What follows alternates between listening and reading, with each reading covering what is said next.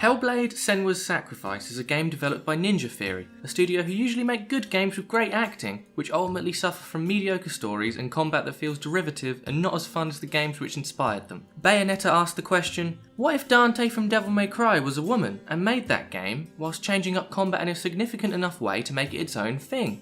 Ninja Theory's Devil May Cry then posed the question, what if Bayonetta from Bayonetta was a man, and decided it should be the same as Bayonetta, just colour-coded, and worse. Heavenly Sword and Enslaved suffered from similar problems. I think Hellblade has worse combat than any of those games, and yet, weirdly, I also think it's an absolute masterpiece. You play as the titular Senua as she ventures, almost alone, through a hostile land filled with puzzles and corpses. In a bold move, you never actually hear from your human companion. He is silent throughout. This is primarily because he is in fact the severed head of your ex-boyfriend, strapped to your belt like a depressing retelling of Lollipop Chainsaw. So he isn't very chatty. In fact, she's there to rectify that, journeying into hell in an attempt to save his soul and remake him her boyfriend by way of him no longer being dead. That doesn't mean there is no speaking companion though. Far from it. There are voices, many of them, in Senua's head, and they barely ever shut up. They help you, giving you frequent advice, but they also hinder you, doubt you, and outright mock you. They bicker amongst themselves and express fear separate to Senua's but informing it. And you're more like them than you are Senua, an outsider on this journey. Sometimes, the voices will talk directly to you, the player. On top of this, most of the time Senua won't even look at the camera, but every now and then stares directly into it, arguing or pleading. This gives you a sense of place as the player as an unnatural voyeur, like the voices. Seemingly a helping hand, but not a welcome one, like a porn director who stumbled their way into your bedroom and now won't stop giving you pointers. So, on balance, the voices really are not of great benefit to Senua. As you journey further, the world becomes more and more uncertain and weird, and the voices also being unsure of what's going on only makes it harder to tell what is a hallucination and what isn't. It's clear that she genuinely did love her boyfriend and dearly wants him back, but on top of this, it may help her feel less ashamed, as she believes that she caused his death somehow on account of the darkness inside her.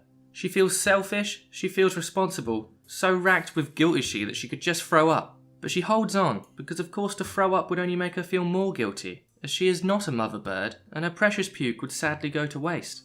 It's actually the same reason the Daily Mail keeps publishing news. They've got all this warm vomit to dish out, and they're thankfully sharing it with the world. A lot of your time in Hellblade will be spent solving puzzles, albeit simple ones. There are some interesting ideas on show though, like these gates which present a different version of the world when walked through, or these masks which change the world between a past version in perfect condition and the future where much of the environment is a total fucking tip. Despite some standouts, many of the puzzles amount to seeing some runes on a door and finding things in your immediate surroundings that look like the runes, thereby opening the door. Even though that amounts to an adult edition of Snap, enough tension and atmosphere is built up and maintained within the game that they never really feel like a grind, and there are little touches added in an attempt to keep them fresh. For instance, here the darkness will slowly kill you, so you have to dash between areas of light to keep safe, lighting sconces whenever you can. This naturally combines the adult edition of Snap with a fear of the dark. After that, there's a sequence where you can't exit the area unless you've got your teddy bear Mr. Snuggles, followed by a genius level where it's a snow day, but your school hasn't been closed, so you have to try and convince your mum to let you stay off anyway so you can go sledding. Seriously though, the little touches added to each puzzle, plus the changing commentary in your head, plus the understanding that the world isn't working under normal rules, means that even in similar scenarios, you'll still be tense and the disputing voices will keep you skeptical of whether you're doing the correct thing, even if it does seem obvious. This is a fantastic story, improved by being a game in the sense that Senua's doubt becomes your doubt. It's worth noting at this juncture that one of the spirits/voices who guide you is Dillion, your old boyfriend. However, it's not the skull on your belt talking, and the joke from earlier about him being your silent human companion may not have worked as well if it was preempted by an explanation of all this. At one point, I encountered this, where I could go past the end of a ladder and keep climbing upwards, but because of the game's theme, I wasn't even sure until I clipped through a tree that it was a glitch. I could have just climbed to the heavens. Obviously it's not a positive point that a game has a glitch, but it's minor, and it does go to show how well the world is constructed that I didn't know whether it was intentional. Your expectations are being played within this game, and it feels like anything can happen. It doesn't, of course. Never once does a voice congratulate you on your skills as a face painter. Never once does an outcome of a boss fight rely solely on your ability to knit a comfortable sweater. Never once does a red-breasted robin land on your finger, look upwards to you and say, "Why?" In the 2004 Green Day song Give Me Novocaine, does Billy Joe Armstrong sing, "It's like a throbbing toothache of the mind," when clearly what he means is a headache? and I am aware that he is describing a migraine which he mentions in the previous line, but it's not particularly creative to describe a throbbing pain in your head as being like a throbbing pain in your tooth, were it to be in your head. But yeah, none of that stuff happens. In fact, for the most part the game stays well within the realms of nightmarish Norse hell, but it does feel like anything could happen. One of my only real gripes with the way the story is told is that at certain points videos of real people are inserted into the game, and it looks a little goofy. It really took me out of the experience at times. When the in-game models look and feel so real, strangely, the actually real people seem flat and cut out. They still seem like real people, they just don't fit into the game world. It's like if Shrek was exactly the same, but Princess Fiona was played by the real-life Cameron Diaz. Or if Shrek 2 was exactly the same, except for the difference that Princess Fiona was played by the real-life Cameron Diaz. Or if Shrek 4 was exactly the same as it was before, but weirdly, Princess Fiona was played by the real-life Cameron Diaz. There are probably other examples, but I can't think of them right now. Basically, there's real people mixed with computer people and it looks a tad off. Combat plays out like an incredibly simplified version of God Hand. The camera is in close behind you and an auto lock-on guides you towards the nearest enemy, and from there it's attack, attack, attack, pausing only when an enemy attacks to either dodge, which is incredibly easy, or to parry, which is slightly harder, but still easy, with pretty forgiving timing. Sort of like how it's harder to catch a TV show live than it is to record it and watch it whenever you want. There are heavy and light attacks, with heavy attacks serving as block breaks, as well as a kick stun which knocks away shields if enemies have them.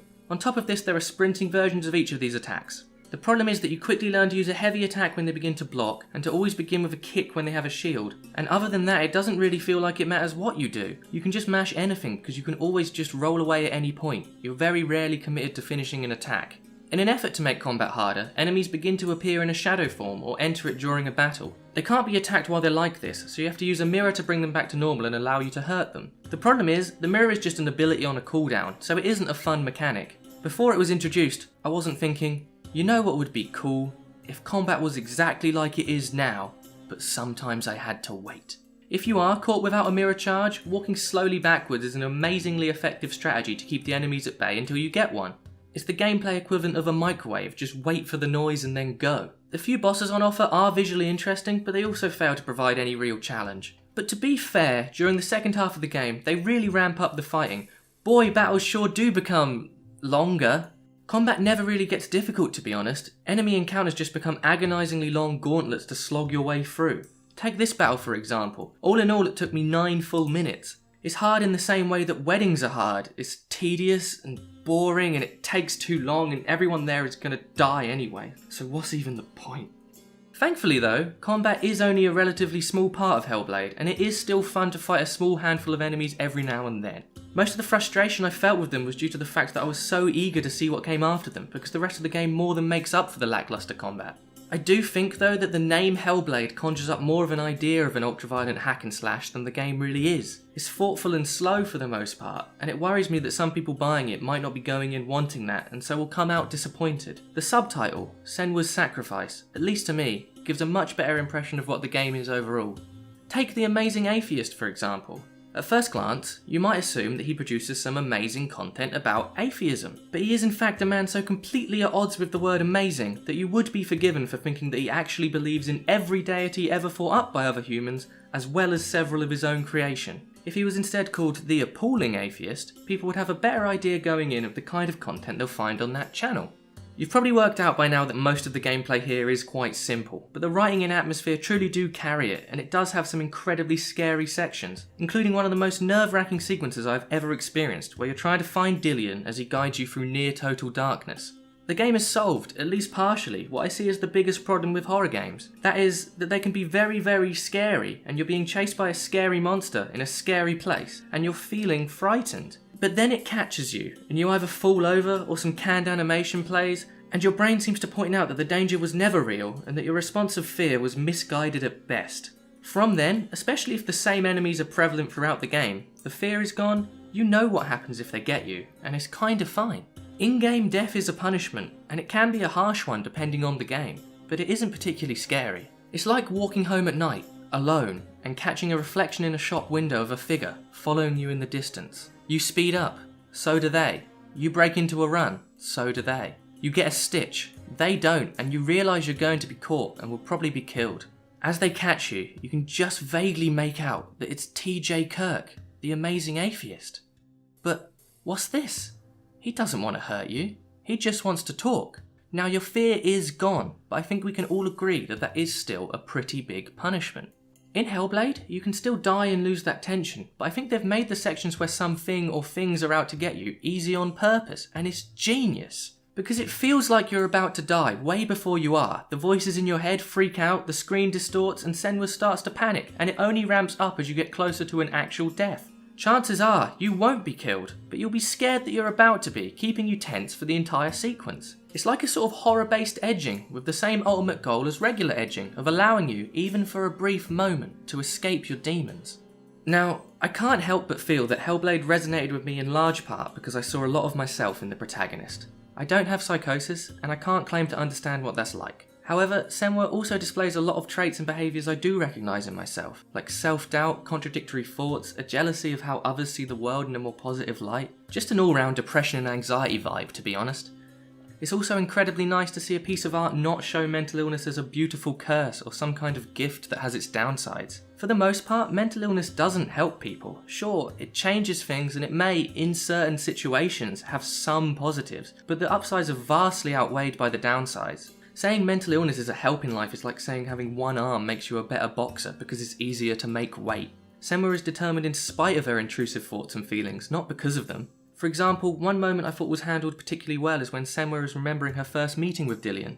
Refreshingly, she's shy, uncomfortable and awkward, not quirky and funny but with slight jitters. I'm not trying to say it helped me to play this game or anything, in fact, it hurt to play this game, it made me incredibly upset, but it was a moving experience and I loved it. I see the cocky, self-assured characters like Nathan Drake and I think, nah, that's not me. But I see this character who is either on the verge of or in the midst of a breakdown, filled with self-doubt, self-loathing and guilt, and I think, now there's a relatable character. I'm also not saying there's anything wrong with the Nathan Drakes of the world, it's just good that we're seeing a greater variety of character types in gaming. A game like Hellblade is a risk, and I'm glad it was taken. You know, the game had to be built around her and be this unique experience. She wouldn't work as a character in a game otherwise filled with the usual archetypes. She couldn't be a side character slotted into Uncharted, it would seem too out of place.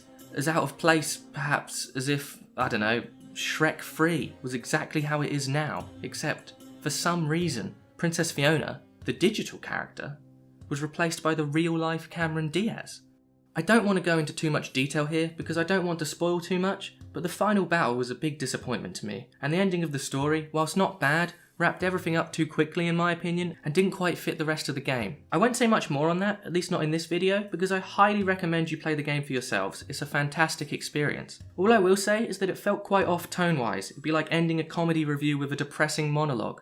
Which, if you've seen my videos, you'll know is what I'm now about to do, hopefully masking that terrible idea behind the pretense that it's a joke. I honestly think you spend more time stressing out about videos than actually making them, and all you do is come up with a bunch of excuses for their poor content. It's not stupid, it's subversive, it's not shit, it's niche. And all this just to stave off the realisation that you're not good enough, you won't make it, and you'll be stuck working jobs you hate till the day you die. You know, some people go on a self-destructive path to oblivion. You're on a self-destructive path to slow video releases. This was a great idea for an ending, by the way. You'll really capture that crossover audience of people who want comedy reviews, but also want self-absorbed monologues delivered in the second person. Look, can you stop? You're giving me a throbbing headache of the mind. Is that really the joke you want to end on? Yes, it is, yeah.